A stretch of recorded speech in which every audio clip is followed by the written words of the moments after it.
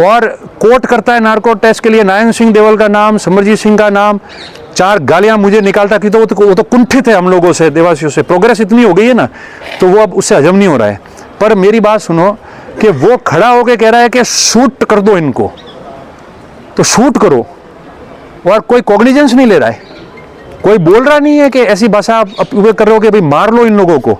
वो अलग बात है कि जिन्होंने जो कहा है, निराधार आरोप लगाया या ऐसी बातें कही है, तो हम तो चाहें तो इससे तो डबल गुना ताकत दिखा देते, मगर हम कानूनी सहारा लेंगे और उसकी कानूनी पहलुओं का अध्ययन भी हमने लगभग करा दिया है, और हम उसमें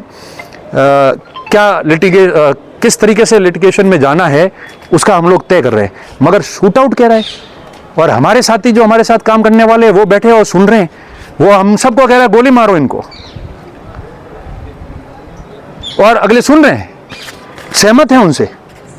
क्यों? तुम्हारे घर में बहन बेटियां, तुम्हारे बेटे परिवार नहीं है तुम लोगों के? तुम लोग लोकतंत्र में जनप्रतिनिधि या समाज सेवी के रूप में काम नहीं करते हो क्या? और इस प्रकार का माहौल बनाओ। ये माहौल सिर्फ बना इसलिए था कि जालोर जिला डिस्टर्ब हो जाए, समाज आपस में लड़ जाए, और जितनी गालियां निकालो, ये फ्रस्ट्रेट होकर बोलेंगे तो अपराधी बच जाएगा, हमारा काम सफल हो जाएगा, और ये सारा वो कर लेंगे। इसलिए इन्होंने किया। अब चूंकि आप लोग आज मिल गए, मैं व्यक्तिगत उनको धन्यवाद देने आया था।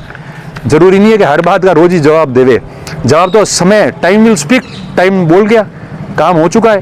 इसलिए मैं मानता हूं कि इस समाज में ऐसे लोग जो है ना, जो समाज के भी नहीं है, क्योंकि उस धरने पे बैठे हुए जो ऐसी भाषा बोल रहे थे, वो उनको न्याय दिलाने नहीं आए थे, वो समाज के भी नहीं। उन्होंने समाजों को, खुद के समाज को 2 वर्ग में बांटा।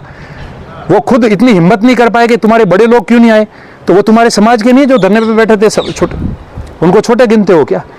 उनके सामने भाषण दे रहे हो, छुपा रहे हो कि लोग क्यों नहीं आए, बड़े लोग नहीं आए। तो मैं समझता हूं कि इस प्रकार का जो माहौल है वो हमारे यहाँ नहीं होना चाहिए।